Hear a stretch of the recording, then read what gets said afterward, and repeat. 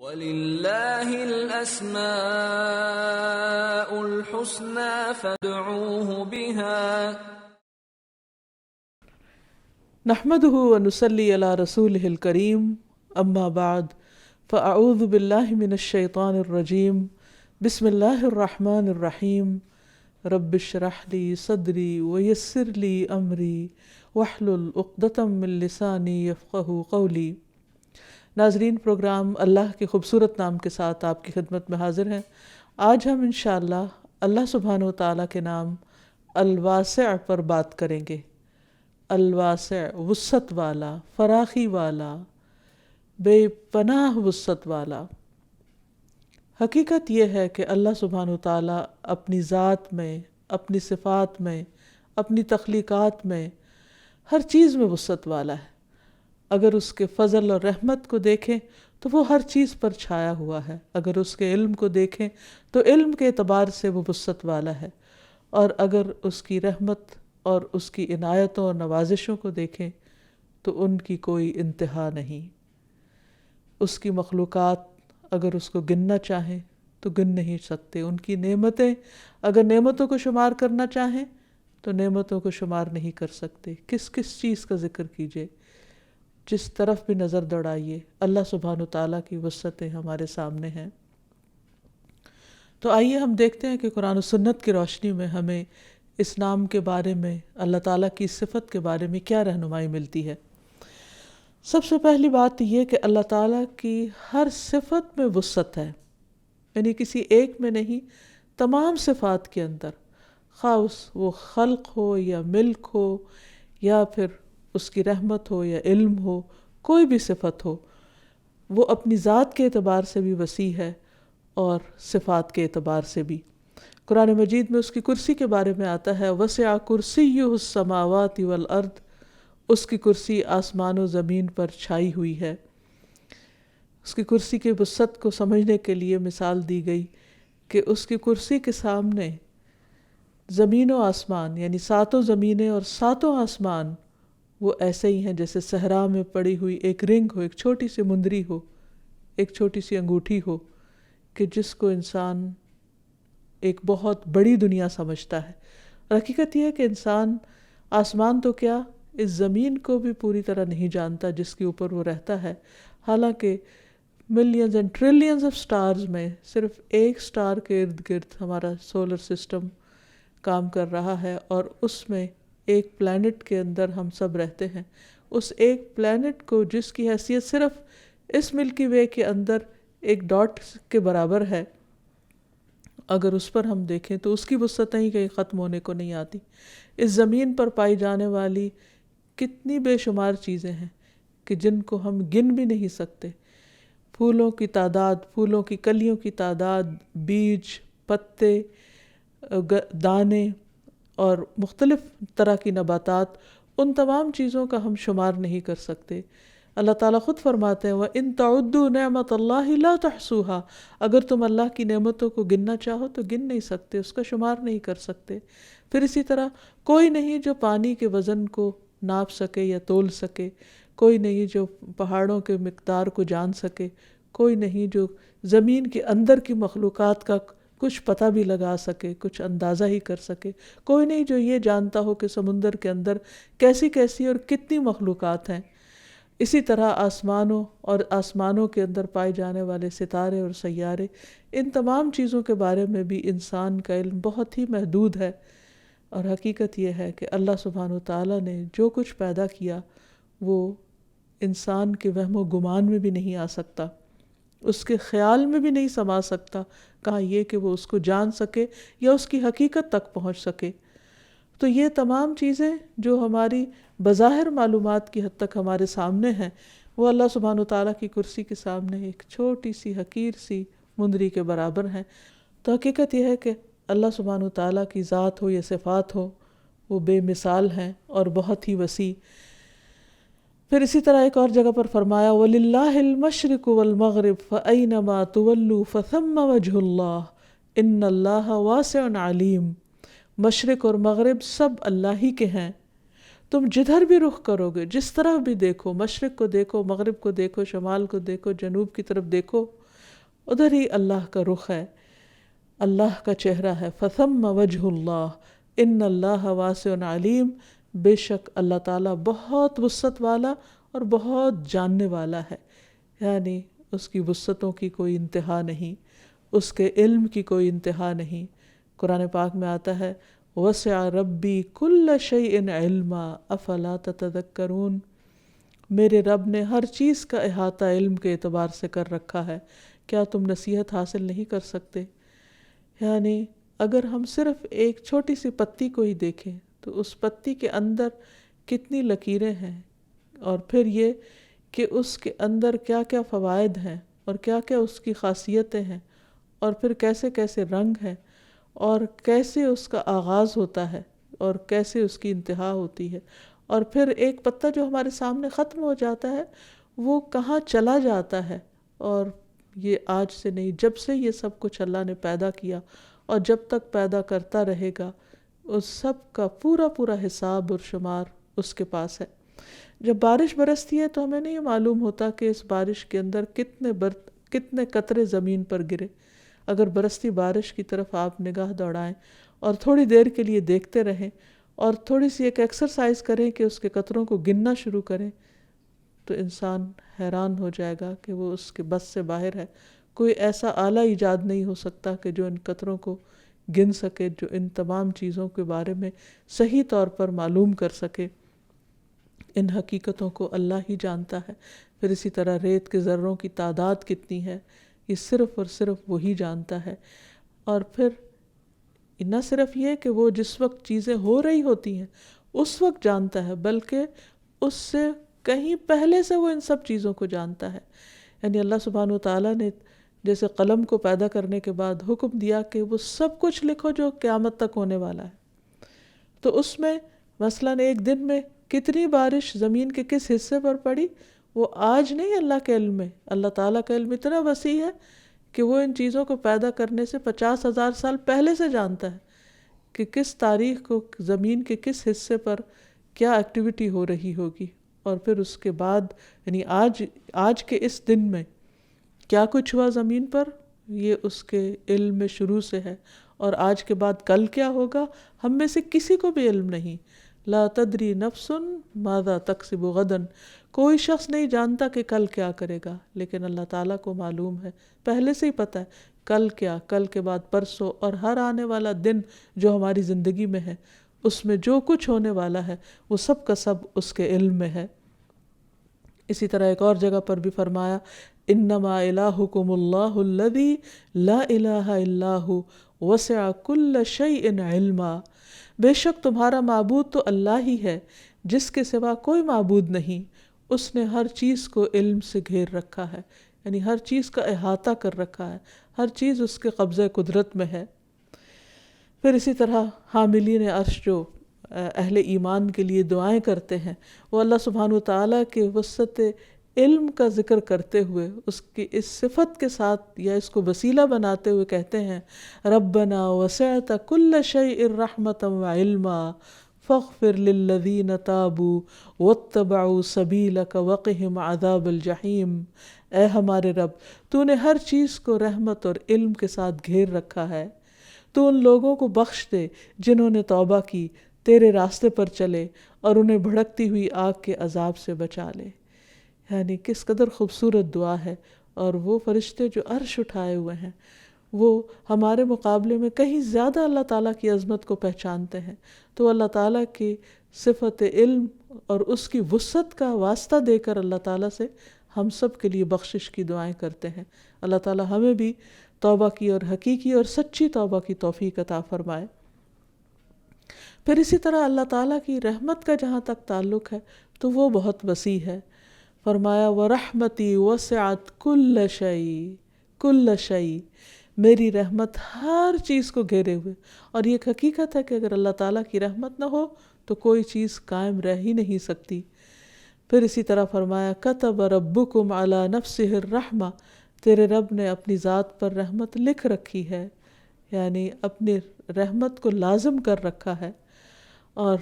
اللہ تعالیٰ نے رحمت کو جب پیدا کیا تو اس کے 100 حصے بنائے اور ایک حصہ صرف زمین پر اتارا، اور 99 قیامت کے دن کے لیے رکھے تاکہ اس کی وجہ سے بندوں کو بخش دے۔ نبی صلی اللہ علیہ وسلم نے فرمایا اللہ تعالیٰ نے اپنی رحمت کو 100 اجزاء میں تقسیم کر دیا،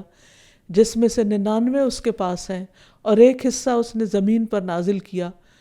اسی ایک حصے کی وجہ سے مخلوق ایک دوسرے سے اچھائی سے پیش آتی ہے، یہاں تک کہ گھوڑا اپنے بچے پر پاؤں نہیں مارتا، اور اس اندیشے کے تحت کہ اسے کوئی نقصان نہ ہو جائے۔ اس کی اتاری ہوئی یہ رحمت صرف انسانوں ہی کے اندر نہیں کہ جس کی وجہ سے انسان ایک دوسرے کے لیے مہربان ہوتے ہیں، اور خصوصاً جب کسی کو تکلیف میں دیکھتے ہیں تو خواہ کوئی ناراضگی بھی ہو تو اس کے لیے مہربانی کے جذبات ابھر آتے ہیں، بلکہ یہ رحمت جانوروں کے اندر بھی ڈال دی، اور وحشی جانوروں کے اندر بھی، ورنہ وحشی جانور جو دوسرے جانوروں کو ختم کر دیتے ہیں اور ان کو اپنی خوراک بنا لیتے ہیں، وہ اپنے بچوں کو بہت آسانی سے کھا جائیں اور ختم کر جائیں، لیکن وہ ان پر اپنی رحمت اور شفقت نچھاور کرتے ہیں اور ان کو پالتے ہیں، پوستے ہیں۔ بلکہ بعض ریئر کیسز میں تو یہ تک دیکھنے میں آیا کہ جن جانوروں کو جانوروں نے شکار کرنا تھا ان کو زخمی ہونے کے بعد بڑا کیا اور ان پر رحمت اور شفقت کا اظہار کیا۔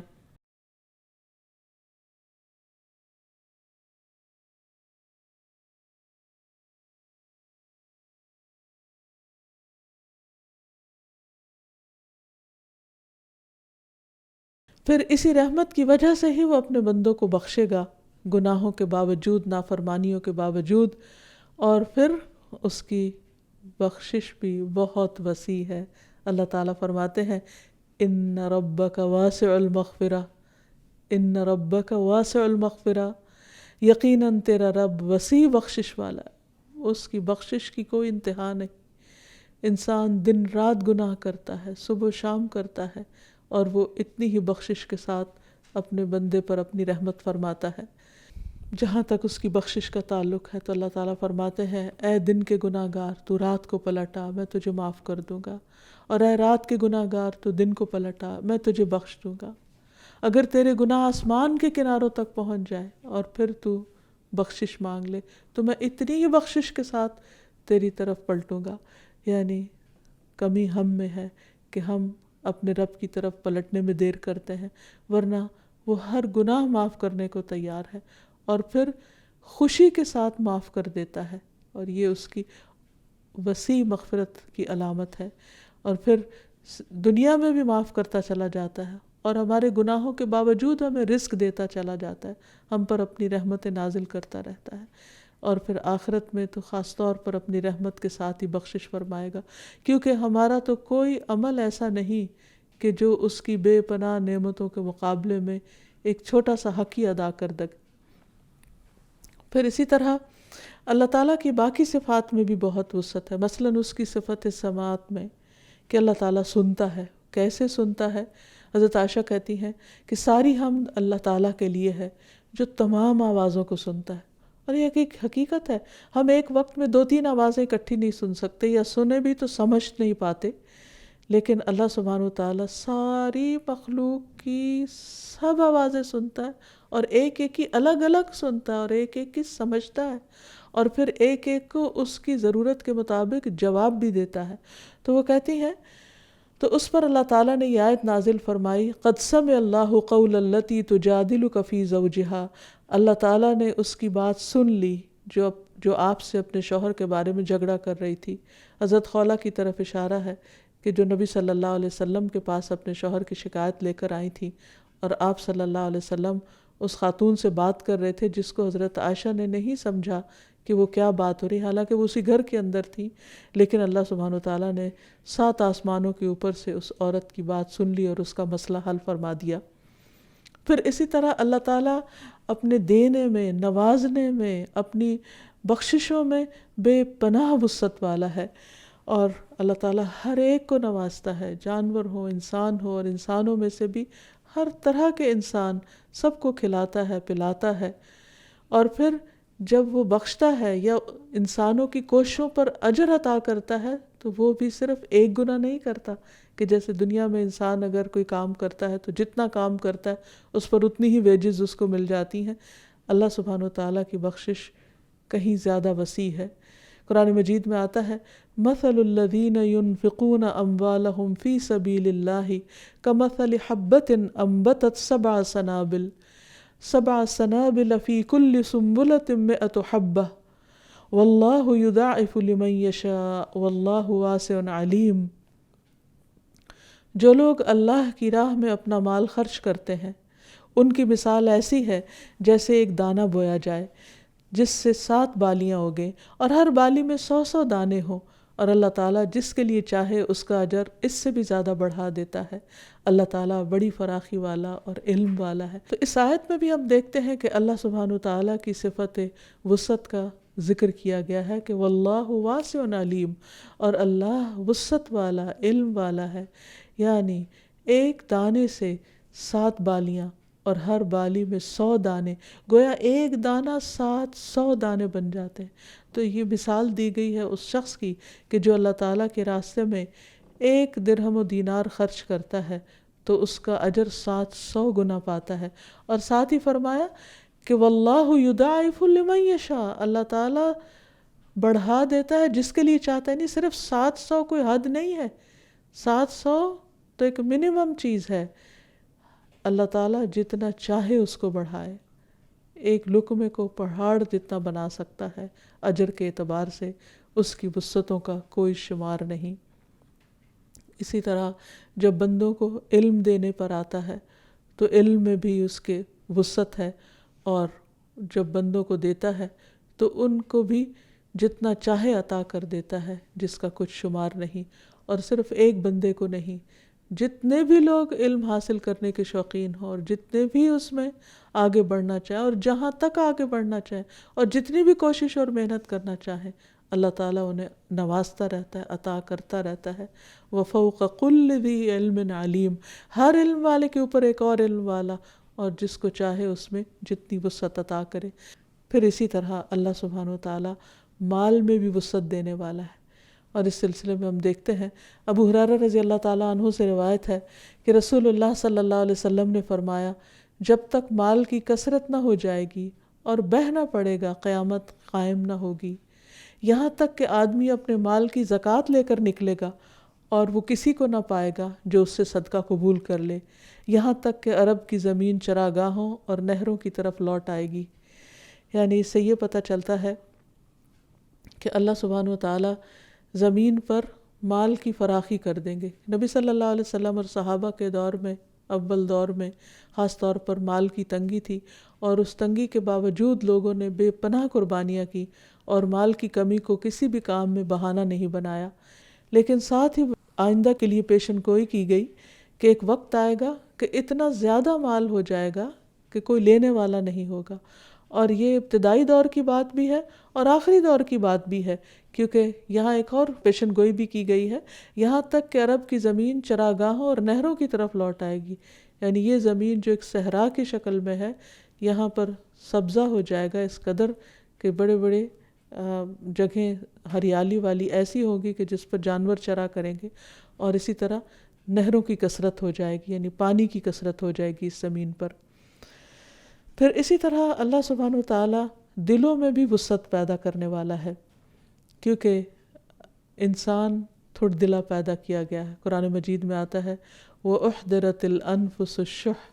دلوں میں تنگی حاضر کی گئی ہے، یعنی فطری طور پر انسان چھوٹے دل کا مالک ہے، لیکن اللہ سبحانہ وتعالیٰ اسے وسعت عطا کرتا رہتا ہے۔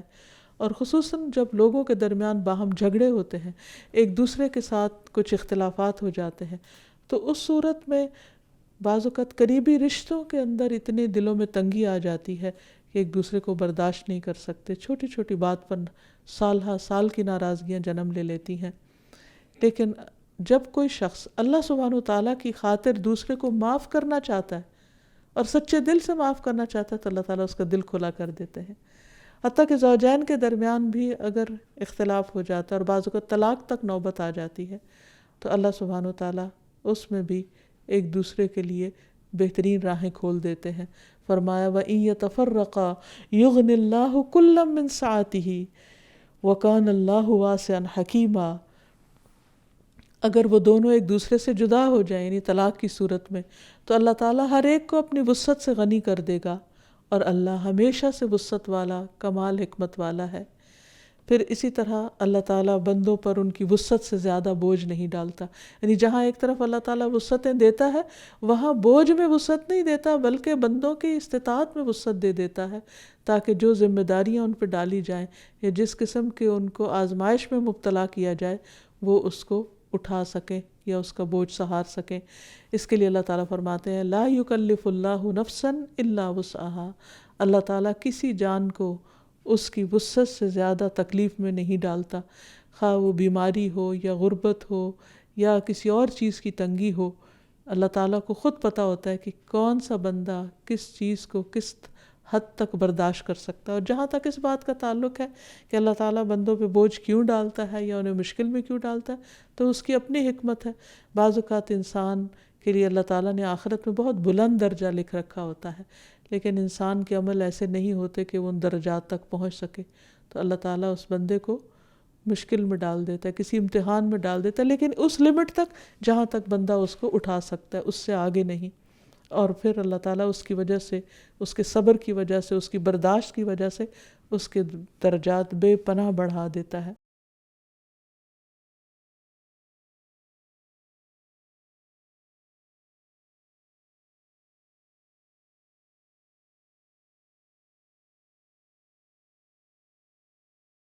پھر جہاں تک اس کی مخلوق کی وسعت کا تعلق ہے تو اس سلسلے میں ہم دیکھتے ہیں کہ اپنے اوپر چھائے ہوئے آسمان کو دائیں دیکھیں یا بائیں دیکھیں، سامنے دیکھیں یا پیچھے کو مڑ کر دیکھیں،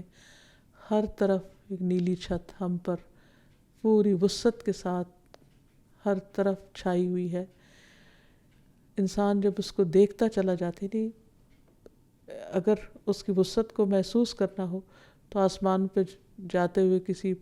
جہاز کو دیکھیں، بعض اوقات بالکل ایک چھوٹی سی چیز نظر آتی ہے دور سے، بعض اوقات ستارے بہت چھوٹی چھوٹی چیز نظر آتے ہیں، حالانکہ ان کے جب سائزز کو دیکھا جائے تو بے پناہ بڑے ہوتے ہیں۔ ایک ایک ستارے کے سائز کو دیکھ کر انسان حیران ہو جاتا ہے، اور پھر اس کی چھت کتنی اونچی اٹھائی گئی ہے اس کی وسعت کو دیکھ کر بھی انسان حیران ہو جاتا ہے۔ تو اگر انسان صرف اس سے کمپیئر کر لے تو آسمان کی وسعت انسان کو سمجھ آ سکتی ہے کہ اگر ایک ستارہ اتنا وسیع ہے، اگر سورج اتنا بڑا ہے، اگر چاند اتنا بڑا ہے، تو پھر خود آسمان کتنا بڑا ہوگا جس کے سامنے یہ سب کچھ ایک چھوٹی سی ٹکیا نظر آتے ہیں۔ قرآن مجید میں آسمان کی وسعت کے بارے میں فرمایا وَالسَّمَاءَ بَنَيْنَاهَا بِأَيْدٍ وَإِنَّا لَمُوسِعُونَ، اور آسمان کو ہم نے اپنے دست قدرت سے بنایا اور ہم اسے وسیع کرتے چلے جا رہے ہیں۔ یعنی یہ وسعتوں کی کوئی انتہا نہیں، ایسا نہیں کہ ایک دفعہ بڑا آسمان بنایا اور روک دیا، نہیں، وہ اور زیادہ وسیع ہو رہا ہے، اور یہ اللہ تعالیٰ ہی جانتا ہے کہ کہاں تک وہ اس کو وسیع کرنے کا ارادہ رکھتا ہے، لیکن ایک دن آئے گا کہ اس کو واپس لپیٹ دے گا، جیسے قرآن مجید میں آتا ہے یوم نطوی السماء کطی السجل للکتب، کہ جس دن ہم آسمان کو اسی طرح لپیٹ دیں گے جیسے کاغذ کی کتومار میں لپیٹ دیا جاتا ہے، یعنی اس کو واپس رول کر دیا جاتا ہے کھلی شیٹ کو، اسی طرح آسمان کو بھی پھیلانے کے بعد واپس لپیٹ دیا جائے گا، اور اللہ تعالیٰ قیامت کے دن اسے اپنی مٹھی میں لے گا اور اس کو لہرائے گا اور فرمائے گا کہ کہاں ہے دنیا کے جبار اور کہاں ہے دنیا کے ملوک، آج میں ہوں بادشاہ، آج میں ہوں جبار۔ تو حقیقت یہ ہے کہ یہ ساری چیزیں جن کو اللہ تعالیٰ وسعت دیے ہوئے ہیں، پھر اللہ تعالیٰ کے سامنے کوئی حیثیت نہیں رکھتی، بہت چھوٹی چیزیں۔ اس سے آپ اندازہ لگا سکتے ہیں کہ ان ساری مخلوقات کا خالق خود کتنی وسعت والا ہے، اپنی ذات کے اعتبار سے، اپنی صفات کے اعتبار سے۔ پھر اسی طرح اللہ تعالیٰ قرآن مجید میں زمین کی وسعت کا بھی ذکر کرتے ہیں، فرمایا الم تکن ارض اللہ واسعۃ فتہاجروا فیہا، کیا اللہ کی زمین وسیع نہ تھی کہ تم اس میں ہجرت کر جاتے؟ یا عبادی الذین آمنوا ان ارضی واسعۃ فایای فاعبدون، اے میرے بندو جو ایمان لائے ہو،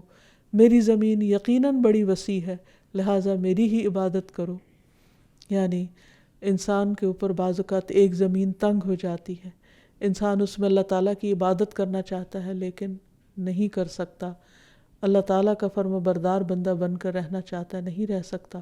تو اس کو یہ نہیں کہا گیا کہ تم پھر اللہ کی نافرمانی شروع کر دو، بلکہ یہ کہا گیا کہ اس جگہ تبدیل کر لو جہاں اللہ کی نافرمانی ہو رہی ہو اس جگہ چلے جاؤ جہاں فرما برداری ہو سکے، کیونکہ انسان دنیا میں صرف ایک بار آیا ہے اور اللہ نے اسے اپنی عبادت کے لیے پیدا کیا ہے، نافرمانیوں کے لیے پیدا نہیں کیا، لہٰذا اس کو یہ آپشن دی جا رہی ہے کہ جہاں اللہ تعالیٰ کی اطاعت ہو وہ جگہ بہت وسیع ہے، اور جہاں نافرمانی ہو رہی ہو اس کو چھوڑ کر وسعت کی جگہ اختیار کرو۔ اور اس پر خوشخبری بھی دی گئی، وَمَن يُهَاجِرْ فِي سَبِيلِ اللَّهِ يَجِدْ فِي الْأَرْضِ مُرَاغَمًا كَثِيرًا وَسَعًا، اور وہ شخص جو اللہ کے راستے میں ہجرت کرے وہ زمین میں پناہ کی بہت سی جگہ اور بڑی وسعت پائے گا۔ تو حقیقت یہ ہے کہ اللہ تعالیٰ کی یہ زمین جو بظاہر اگر دیکھا جائے باقی ستاروں سیاروں کے مقابلے میں تو ایک بہت ہی چھوٹا سا پلانٹ ہے، لیکن انسانوں کے لیے اللہ تعالیٰ نے اس کو کافی بنا دیا ہے۔ جیسے ایک اور جگہ پر فرمایا أَلَمْ نَجْعَلِ الْأَرْضَ كِفَاتًا أَحْيَاءً وَأَمْوَاتًا، کیا ہم نے زمین کو کافی نہیں بنایا مردوں کے لیے بھی اور زندوں کے لیے؟ یعنی صدیوں سے لوگ فوت ہوتے چلے جا رہے ہیں، نہ صرف یہ کہ انسان بلکہ بے شمار جانور، حشرات الارض، اور وہ سارے کے سارے زمین کے اندر سمٹتے چلے جا رہے ہیں۔ اور پھر کس طرح زمین کے اندر ساری چیزیں لوٹتی ہیں، صرف انسان نہیں بلکہ باقی تمام چیزیں بھی، یعنی ہر وہ چیز جو زمین کے اوپر ہے جب وہ ختم ہو جاتی، فنا ہو جاتی تو زمین کے پیٹ میں ہی چلی جاتی ہے۔ تو اس اعتبار سے بھی اس کی وسعت کا انسان اندازہ لگا سکتا ہے۔ پھر جہاں تک اللہ تعالیٰ کے راستے میں ہجرت کا تعلق ہے تو اس کے بارے میں ہم دیکھتے ہیں کہ حضرت ام سلمہ کہتی ہیں کہ جب مکہ کی زمین ہم پر تنگ ہو گئی، رسول اللہ صلی اللہ علیہ وسلم کے اصحاب کو تکالیف دی گئی اور انہیں آزمایا گیا، اور انہوں نے دیکھا کہ ہم اپنے دین کی وجہ سے جن آزمائشوں اور فتنوں میں مبتلا ہیں تو رسول اللہ صلی اللہ علیہ وسلم ان کو دور نہیں کر سکتے، اور خود رسول اللہ صلی اللہ علیہ وسلم کو اپنی قوم اور اپنے چچا کی وجہ سے طاقت اور عزت حاصل تھی، اس لیے آپ ان مصائب سے محفوظ تھے جن میں عام صحابہ مبتلا تھے۔ تو ایک دن رسول اللہ صلی اللہ علیہ وسلم نے انہیں فرمایا کہ حبشہ میں ایک بادشاہ ہے، اس کی سلطنت میں کسی پر ظلم نہیں کیا جاتا، تم لوگ اس سے جا ملو حتیٰ کہ اللہ تعالیٰ کشادگی فرمائے اور کوئی راستہ نکال دے۔ تو ہم نے اس تجویز پر عمل کیا اور گروہوں کی شکل میں مکہ سے نکل پڑے اور ایک بہترین مقام اور بہترین پڑوسی کے پاس اکٹھے ہو گئے۔ اس نے ہم کو ہمارے دین پر امان دی اور ہمیں اس کی طرف سے کسی قسم کے ظلم کا اندیشہ نہ رہا۔ تو یہ ایک عملی مثال ہے کہ کس طرح اللہ تعالیٰ نے ان کی تنگی کو وسعت میں بدل دیا، اور حقیقت یہ ہے کہ وسعتیں دینے والا دراصل اللہ ہی ہے۔ اور اس میں اشارہ ہے ان سب لوگوں کے لیے کہ جو کسی بھی طرح کی ایک جگہ پر، ایک مقام پر تنگی پائیں، وہ اس جگہ کو چھوڑ کر وسعت تلاش کریں۔ جیسے بعض اوقات انسان کسی ایک جاب پر ہوتا ہے، یا کسی ایک کام میں ہوتا ہے، یا کسی ایک خاص کاروبار میں ہوتا ہے، یا کچھ لوگوں کے ساتھ اس کو رہنا پڑتا ہے کہ جہاں زندگی دوبھر ہو جاتی ہے، یا بعض اوقات لوگوں کے ساتھ لڑائی جھگڑے کی نوبت آ جاتی ہے، گھر کے اندر میاں بیوی کے درمیان لڑائی جھگڑے کی نوبت آ جاتی ہے۔ تو ایسی تمام چیزوں کے حل کے طور پر یہ بتایا گیا کہ انسان صرف اسی جگہ پر ہی جھگڑتے ہوئے، لڑتے ہوئے اپنی صلاحیتوں کو ضائع نہ کرے، اللہ تعالیٰ کی وسیع کائنات کے اندر، وسیع زمین کے اندر دوسرے آپشنز کو بھی دیکھے، تو اللہ تعالیٰ اس کے لیے مشکلات میں سے آسانی پیدا کر دے گا۔ اور پھر نہ صرف یہ کہ اللہ تعالیٰ دنیا بلکہ مومن کے لیے آخرت میں بھی وسعت پیدا کرنے والا ہے۔ جنت کی وسعتوں کی بات تو اللہ سبحانہ وتعالیٰ نے قرآن مجید میں جس طرح کی ہے کہ سارعوا الی مغفرۃ من ربکم وجنۃ عرضها السماوات والارض، کہ سارعوا جلدی کرو، دوڑو،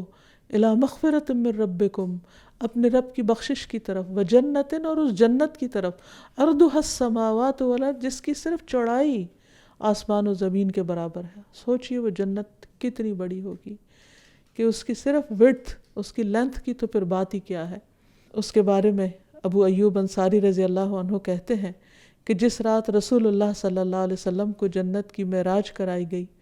تو وہ ابراہیم علیہ السلام کے پاس سے گزرے،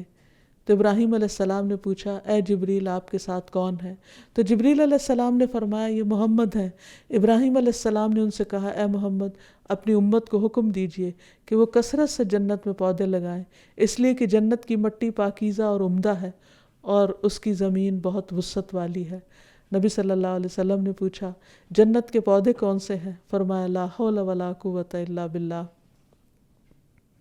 پھر اسی طرح رسول اللہ صلی اللہ علیہ وسلم نے فرمایا جنتی جنت میں داخل ہو جائیں گے تو جنت میں اتنی جگہ باقی رہ جائے گی جتنی اللہ تعالیٰ چاہیں گے، بس اللہ تعالیٰ اس کے لیے ایک اور مخلوق کو پیدا کر دیں گے جس سے وہ جنت کو بھر دیں گے۔ پھر اسی طرح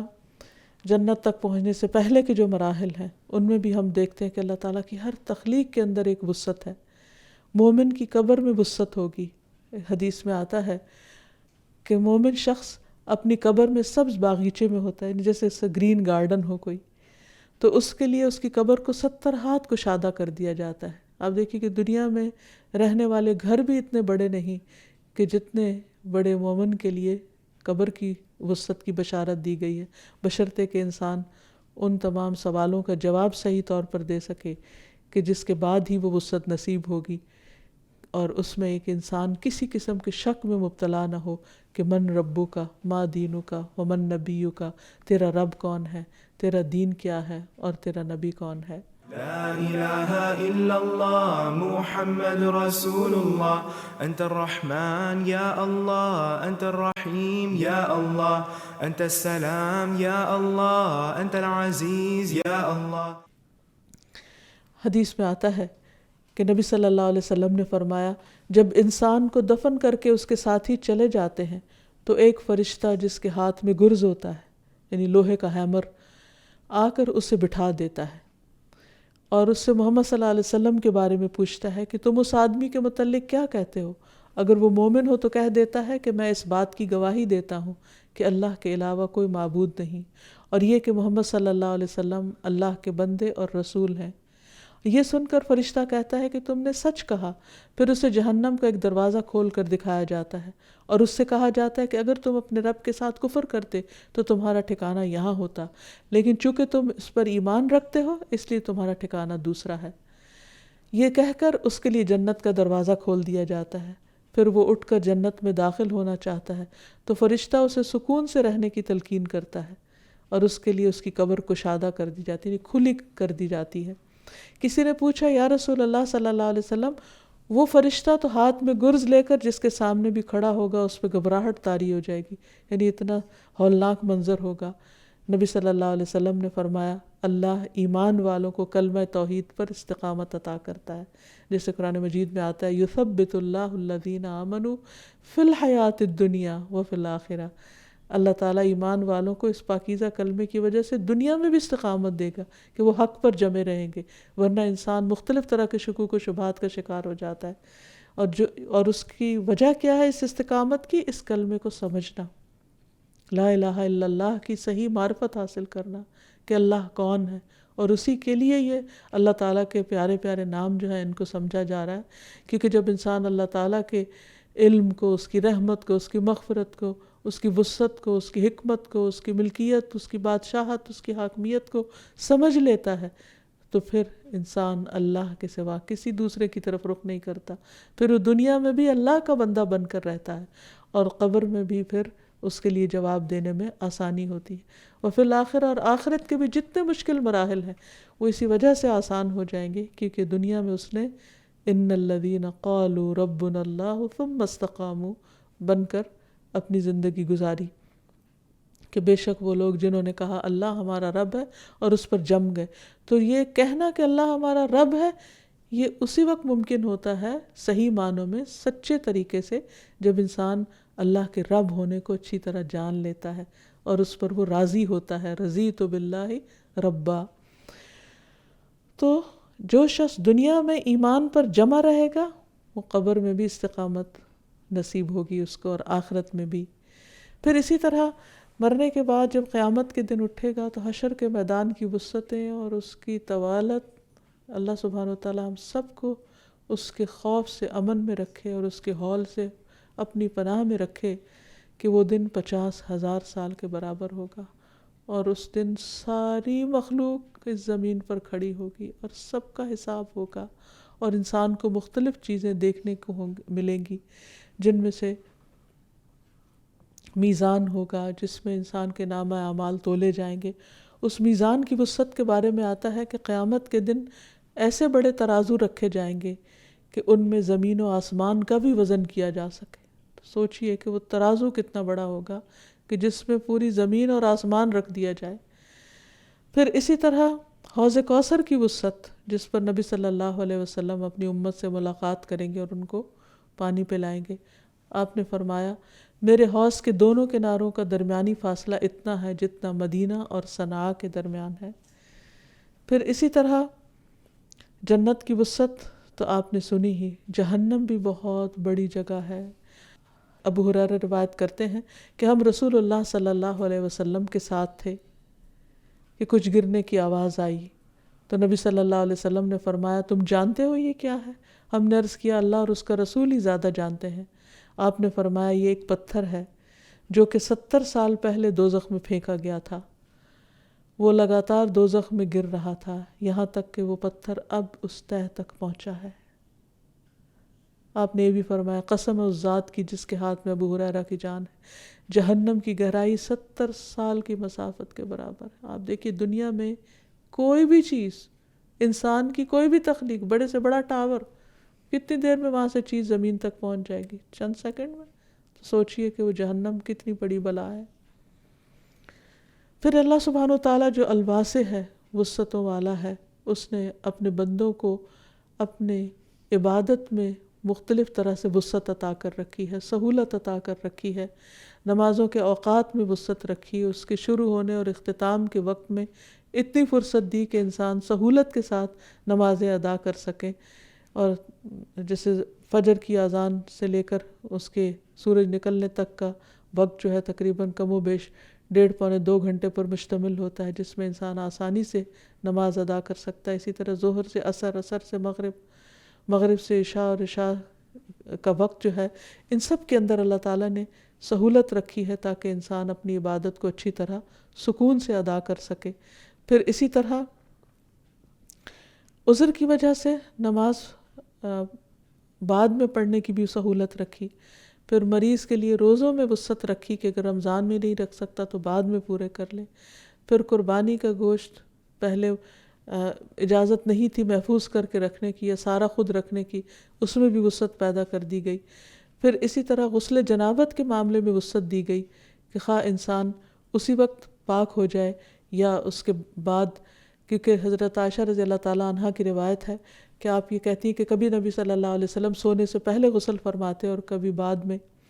پھر اسی طرح جب انسان کو اس بات کا پتہ چل جاتا ہے کہ اللہ سبحانہ وتعالیٰ وسعت والا ہے، وسعتیں عطا کرتا ہے، تو پھر بندے کے اندر بھی وسعت پیدا ہوتی ہے اور پیدا ہونی چاہیے. ہم سب کو اپنے دلوں میں وسعت پیدا کرنی چاہیے. اگر اللہ تعالیٰ نے ہمیں مال میں وسعت دی ہے تو ہمیں دوسروں کے لیے زندگی آسان کرنی چاہیے. اپنی وسعت کے مطابق دوسرے کے ساتھ معاملہ کرنا چاہیے، دوسرے کی حیثیت کے مطابق نہیں. اپنی وسعت کے مطابق تحفے تحائف کا تبادلہ کرنا چاہیے. حتیٰ کہ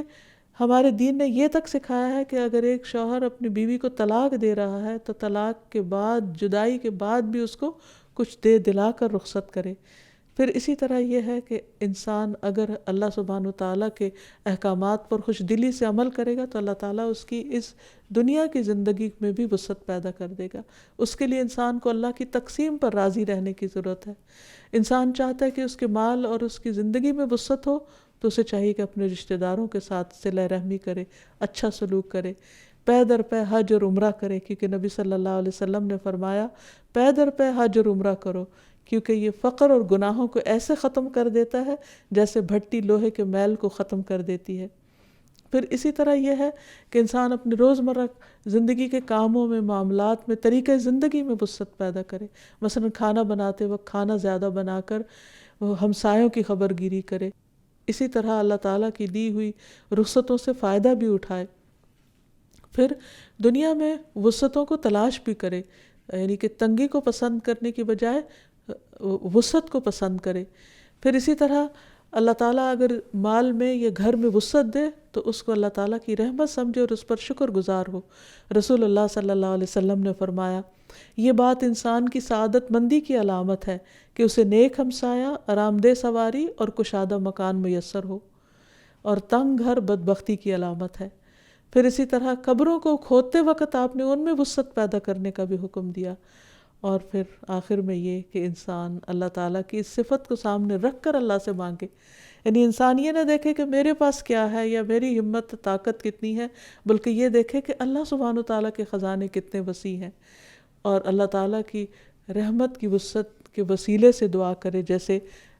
فرشتے حاملین عرش فرشتے جو ہیں وہ اہل ایمان کے لیے دعائیں کرتے ہیں، اسی طرح اپنے گھر میں وسعت کی دعا کرے، اللہم اغفر لی ذنبی ووسع لی فی داری وبارک لی فی رزقی، اے اللہ میرے گناہ معاف کر دے، میرے گھر میں وسعت پیدا کر دے اور میرے رزق میں برکت دے دے۔ پھر اسی طرح مرنے والے شخص کے لیے جو مغفرت کی دعا کرے، اس کے ساتھ ساتھ اس کی قبر میں وسعت کی دعا کرے، اللہم اوسع لہ فی قبرہ، اے اللہ اس کے لیے اس کی قبر میں وسعت فرما، جیسے نبی صلی اللہ علیہ وسلم نے ایک صحابی کے لیے دعا کی، اور اسی طرح دوسروں کو وسعت کی اور کثرت کی دعا دے، جیسے نبی صلی اللہ علیہ وسلم نے حضرت انس کو ان کے مال، اہل و عیال اور اولاد میں وسعت کی دعا کی۔ تو اللہ سبحانہ و تعالیٰ بہت کریم ہے، بہت مہربان ہے، بہت رحمان ہے، رحیم ہے، وہ اپنے بندوں کو سب کچھ بھی جو بندے چاہتے ہیں عطا کر دے، تو اس کے بعد بھی اس کے خزانوں میں کمی نہیں آتی، لہٰذا مانگتے ہوئے جھجکنا نہیں چاہیے، ڈرنا نہیں چاہیے، جو بھی دل میں خواہش ہو، جو بھی چاہیے، اللہ کی وسعت، اللہ سبحانہ وتعالیٰ کی صفت وسعت کا واسطہ دے کر اس سے مانگتے چلے جائیں، اور اللہ تعالیٰ ہم سب کو اپنی رحمتوں سے ڈھانپ لے۔ وآخر دعوانا ان الحمد للہ رب العالمین۔ سبحانک اللہم و بحمدک، اشہد ان لا الہ الا انت، استغفرک و اتوب الیک۔ السلام علیکم ورحمۃ اللہ وبرکاتہ۔